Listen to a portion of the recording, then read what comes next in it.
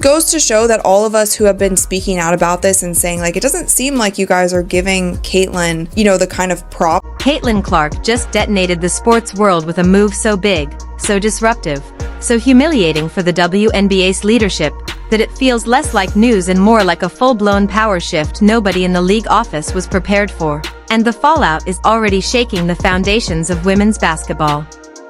The reality is simple. Clark just accepted a multi-million-dollar offer from Dave Portnoy, and the moment she said yes, the WNBA instantly entered panic mode because Portnoy didn't just invite her to some cute charity scramble or low-stakes celebrity day. He locked her in for one of the biggest internet sporting events on the planet. His massive golf tournament that pulls 20 to 25 million views and is setting up for a $10 million prize pool, numbers so outrageous that most professional leagues would kill for even half of that reach. While the WNBA continues fumbling away their greatest marketing gift in league history, Portnoy swooped in with precision, confidence, and a business instinct that the league's executives have never shown. And he secured Clark for next year before the WNBA could even finish arguing about how to manage expectations. The move raises one massive question, one that fans, sponsors, and analysts cannot stop asking. Should Caitlin Clark keep stacking mega deals, expanding her empire, and building her brand outside basketball? Or should she stay narrowly locked into the WNBA's rigid box? And that question matters because the shockwaves from this decision are far bigger than people realize. Dave Portnoy, the founder and face of Barstool Sports, has spent years transforming his internet invitational into a media monster, something that lives outside traditional sports, dominates viewership, and pulls in attention that corporations salivate over. Portnoy didn't build a standard event. He teamed up with Bob Does Sports, one of the fastest-growing digital personalities, and together they built a tournament with fan engagement that dwarfs what many established leagues can achieve on their best days. This is not your grandfather's sleepy golf scramble. It's a chaos-filled, meme-driven, culture-shifting spectacle that captures millions, and the moment the biggest star in women's sports whispers yes, everything changes. But the real explosion came when Portnoy was asked how big next year's event will be. He didn't hesitate. He didn't blink. He said it will grow every year, and then he dropped a bomb so big it sent WNBA executives into silent crisis mode. He has only invited 2 athletes so far, Caitlin Clark and Kaya Trump, and both said yes. Even Portnoy admitted he doesn't know how committed those yes are yet. But here's the truth that matters. The fact that Clark agreed at all reveals her entire strategy in plain sight. She's done waiting for the WNBA to treat her like the superstar she is. She's building her empire with people who actually understand value. And with a $10 million prize pool on deck, sponsors are already circling like sharks. If Clark shows up, money pours in, coverage explodes, and the event becomes a cultural earthquake that leaves the WNBA looking slow, confused, and deeply outmatched. The LPGA already proved this. At the Annika Prom, Clark shattered attendance and viewership records so fast the LPGA practically rolled out a royal procession. They treated her like the phenomenon she is, front row attention, high-status pairings, media storms, everything. The difference between that and how the WNBA has treated her this season is embarrassing. While the LPGA embraced her star power instantly, the WNBA allowed her to be targeted, hammered physically, dismissed publicly, and marketed so poorly that independent social media accounts promoted her more effectively than the league itself. Portnoy saw those numbers. He saw the LPGA crowds. He saw the electricity whenever Clark touched a golf club. And he moved with the precision of someone who understands exactly what true cultural influence looks like. Meanwhile, the WNBA continues hiding behind excuses. We didn't make money 10 years ago. Owners are struggling. It's complicated with the NBA. Commissions are in the middle. All meaningless arguments that collapse in modern negotiation. Portnoy said it perfectly. What matters is now. The market now. The audience now. The star power now. In fact, he openly said he wishes he were Clark's agent because she has been undervalued at every turn. Her Nike deal? Undervalued. Her league promotion? Underwhelming. Her treatment on the court? Disrespectful. Her role in the WNBA? Essential, but unsupported. Portnoy even said that with her current cultural momentum, if she ever chose to start her own league, he would personally throw $100 million at her and line up investors instantly. And the wild thing? He's not wrong. Clark is the rare athlete whose influence is so gigantic, so generational, that she genuinely could create a breakaway league and immediately put the WNBA in danger. The owners know it. The sponsors know it. The fans know it. Everyone except the WNBA's leadership seems to know it. And that is why this Portnoy deal hit like a meteor.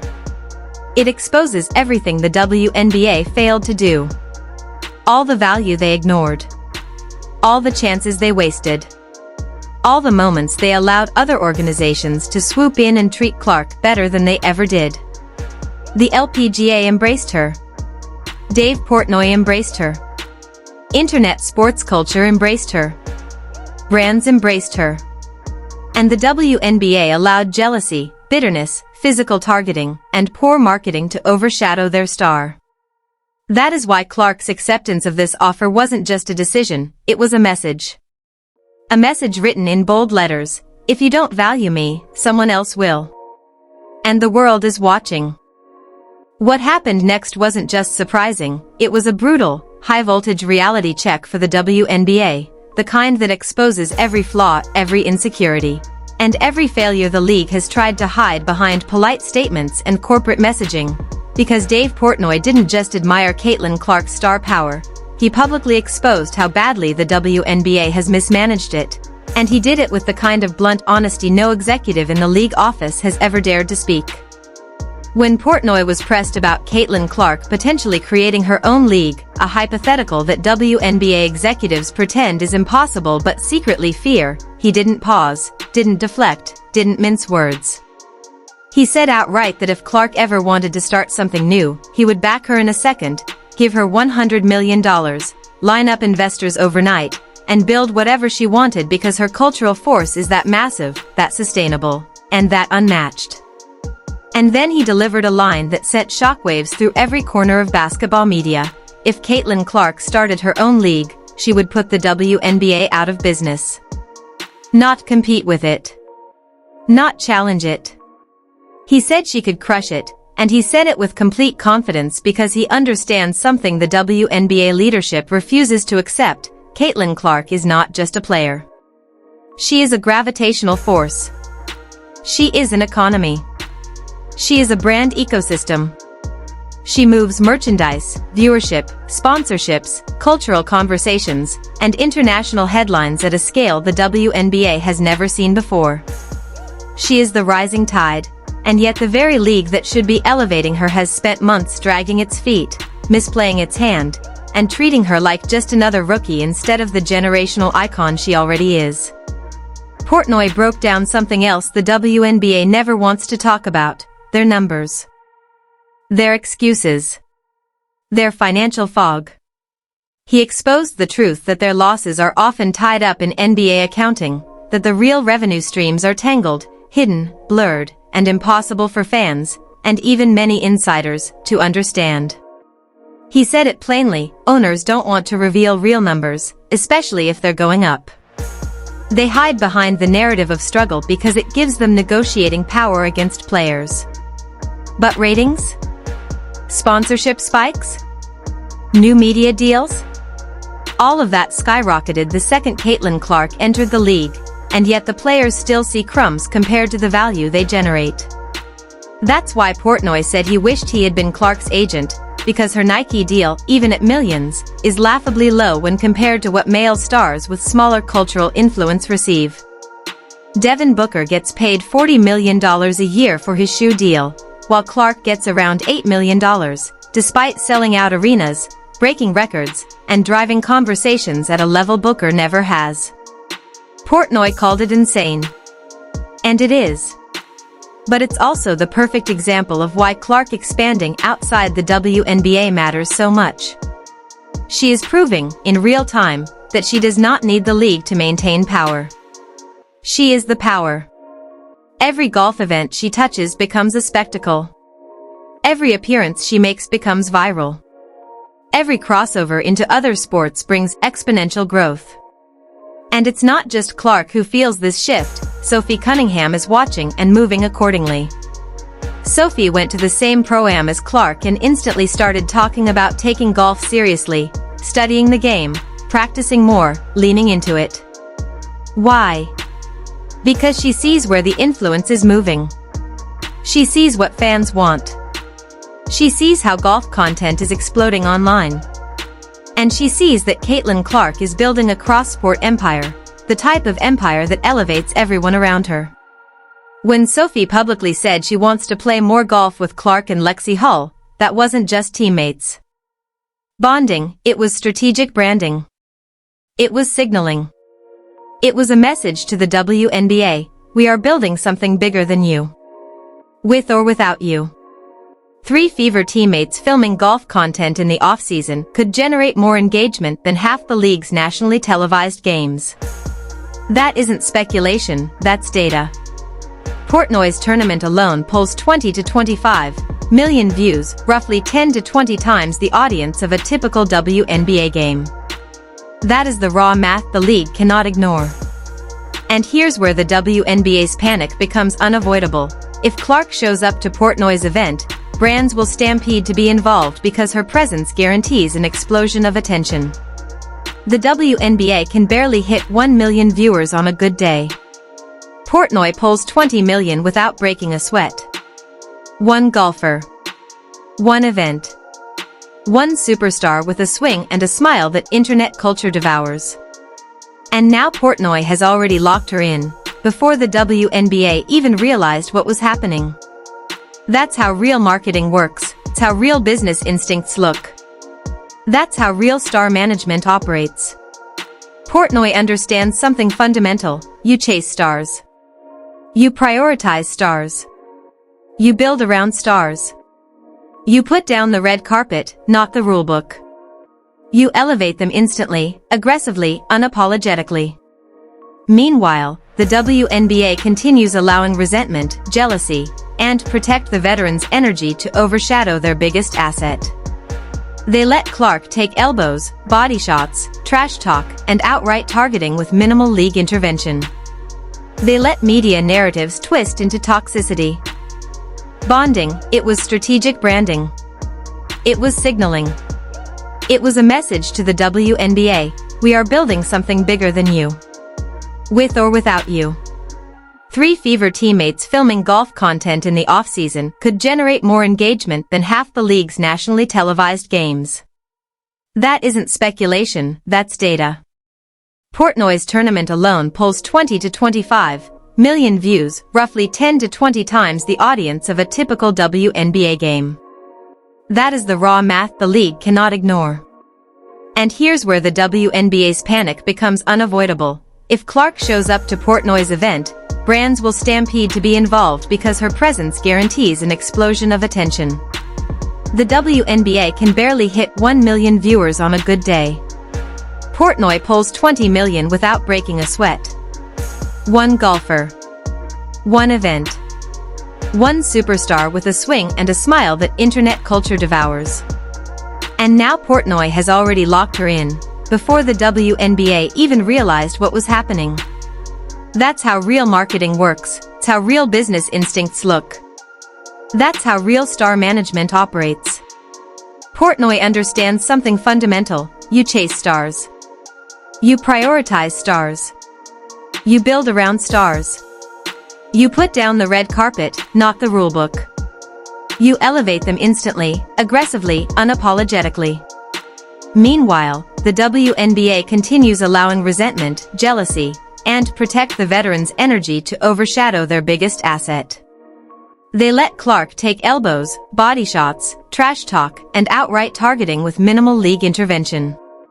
They let media narratives twist into toxicity. They let players attack her publicly. And they let competitive play become a shield for reckless hits and bitterness.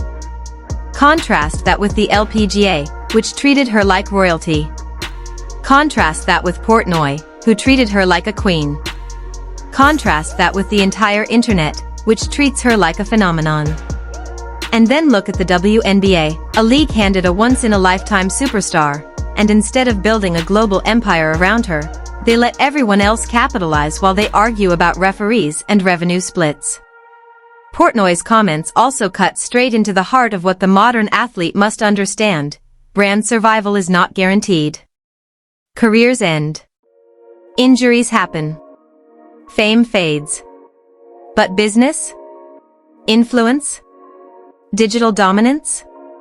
Those last. And golf is one of the smartest, safest, highest upside avenues Clark could pursue.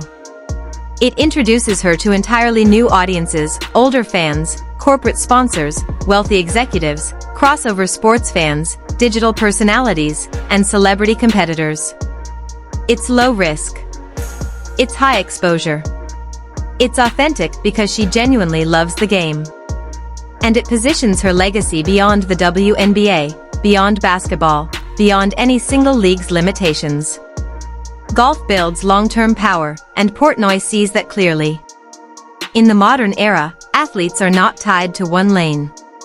They are brands. They are multi-platform corporations. They thrive when they expand, when they diversify, when they build networks that traditional leagues cannot control. Caitlin Clark is doing exactly that. She is crafting a blueprint that the WNBA cannot stop, cannot control, and cannot contain. Every step she takes outside the league highlights a glaring truth: the WNBA needs Clark far more than Clark needs the WNBA. And every record she breaks outside basketball is a loud reminder that the league has failed to maximize her potential. Portnoy proved, instantly, effortlessly, that he understands her value better than the very organization built to promote her. He saw her pa. What comes next for Caitlin Clark isn't just important, it's the moment that will define the future of women's sports, because what she's doing right now is forcing the WNBA, the media, the sponsors, the players, and even the entire sports ecosystem to confront a reality they've spent years avoiding. She is bigger than the system built to contain her. And every move she makes outside the league exposes exactly how unprepared the WNBA is to manage a superstar of her magnitude. The truth is brutally simple: Caitlin Clark is not just shifting the power dynamics in basketball, she is rewriting them. Her acceptance of Dave Portnoy's multi-million-dollar golf offer wasn't just a scheduling decision or a fun off-season hobby. It was a declaration of independence, a strategic repositioning that signals to every major industry that Clark is not waiting for the WNBA to catch up. She is going where she is valued, where she is protected, where she is monetized correctly, and where she is treated as the game-changing force that she is. And the most explosive part? Every single time the WNBA falls short, another industry steps in with open arms. Think about what this moment truly represents. Dave Portnoy, one of the most influential internet entrepreneurs alive, saw Clark play golf one time, felt the electricity around her, and instantly secured her for his next massive event. No committees. No long approval processes. No politics. No excuses. Just action. Meanwhile, the WNBA, who has had Clark for an entire season, still hasn't figured out how to market her, protect her, promote her, build around her, or capitalize on the greatest cultural momentum the league has ever had. The comparison is beyond embarrassing.